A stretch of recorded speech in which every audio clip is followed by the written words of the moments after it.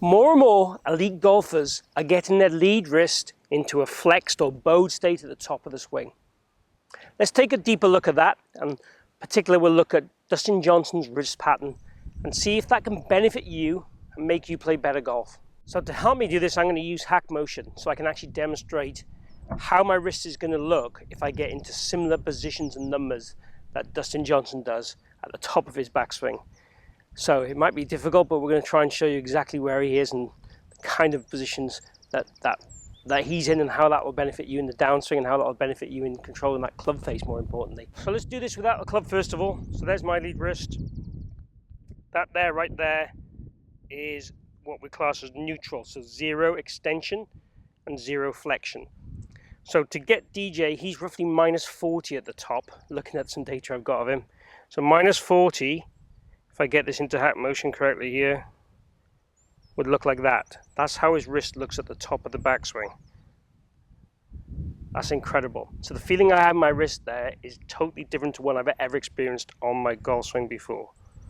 Okay. So flexion is basically this wrist bowing back, the knuckles sitting behind my forearm. And what that does to the golf club essentially is it closes the face. That's the biggest attribute it would have. So I'm going to put my phone on the floor now so I can see those numbers live when I get a golf club in my hand. So if you look at how that position would look at the top of the swing, if I can get it at minus 40, that's minus 40 there. That's how my swing would look at that position at the top of the swing. So the club face is quite closed with a neutral grip, okay? And the shaft, if anything, is going to point more what we class as laid off. So for the guys who want to get the club into a shallower and stronger position, obviously there's very little to do from there on the way down. The downfall in this is quite often if you're in this much of a flex position, your wrist will want to ease off on the way down and move into a more neutral state or even into an extended state. And obviously then you're adding loft and the chances of steepening that plane or making that plane more upright become higher. Now DJ's actual wrist pattern, if we look at his actual data as he starts down, he actually goes in the backswing, he starts with some extension, goes into flexion pretty quickly, and the flexion increases to the top till about that minus 40 stage. As he starts down, he increases that flexion a little bit more for a short period of time. Then the flexion starts to ease off, but it's still heavily in flexion around that contact point. Then just after contact, it goes into further flexion again, so it goes more bowed again. So let's just talk through that. So from the top of the swing, he's minus 40. Okay. God, it's a struggle to get there. Then it would increase. Then it eases off. Still into flexion, still into flexion, yeah. Then it would increase its flexion further through the ball. So what we know from the data that I've looked at with elite golfers is most of them would have little or a tiny bit of extension at the top, so a tiny bit of cupping. But there are more and more players with this flexed wrist. John Rahm, Dustin Johnson, maybe Colin Maguire would be close. Victor Hovland. So lots more players now going with this new, let's call it the new trend.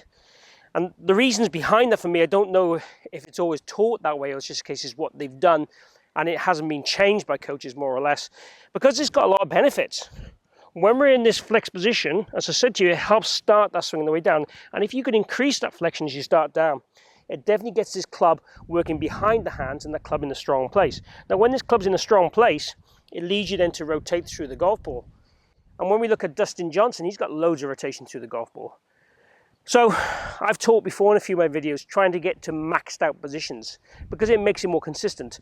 Now, if I was going to get to minus 40 at the top, that would definitely be a maxed out position. I can't move this wrist much more than that. So if I did that every single time, would then my backswing be in the same position every time? Most likely. Wouldn't that be nice to know? Yeah. And also then from on the way down, it's very much, okay, can I just turn onto the ball? The club's already set on this laid off plane. It's in a strong position. My wrist is so flexed that the club, the center of mass in the club is behind the hands. It's very difficult then to get that to catch up too quickly to be a danger. The only danger for me would be if you switch off that flexion very quickly in the downswing. So let me try and hit one, trying to get to DJ's numbers. I'm laughing because it's difficult, okay? So again, I'm going to use a neutral grip, my normal grip.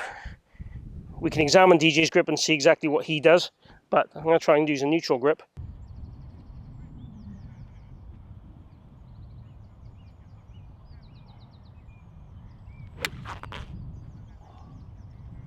Wow. Threw my balance off, felt really difficult, gotta be honest. But what I know is from my own golf swing is if I practice that day in, day out, it would change my natural position. So my natural position would be probably about 17 degrees of extension at the top, which, according to one of my friends, who's a top 3D expert, he doesn't see any tour players above 10 degrees. So I'm above that, and I'm not a tour player. I'm certainly not perfectionist in my golf swing. Before anyone comments on that, my golf swing is not perfect. But I know if my wrist got into a more flatter state or a more flexed state or less extended state, let's put it that way, I know that would help the way my golf swing would work and function on the downswing, and it would also help the way it would look at the top of the backswing. I have the tendency to get a little lifty and a little cross-lined and a little cuppy. Those things give me that pattern where I start down steeply and then recover. If I'm more in this state here, more laid off, more flexed, I can then let the club shallow more naturally and then rotate through the golf ball. So training, trying to get to this max position is the theory of this video. I believe will help most golfers out there become more consistent, become stronger, have natural forces and torques working in their favor to make them be longer, more consistent, better ball strikers and straighter hitters. So why not give this a go, trying to get your lead wrist into that max flex position. You can also feel it with your trail wrist instead if you want max extended position to get you close to DJ's numbers. And it's not about copying DJ, it's about learning from DJ and learning from other golfers.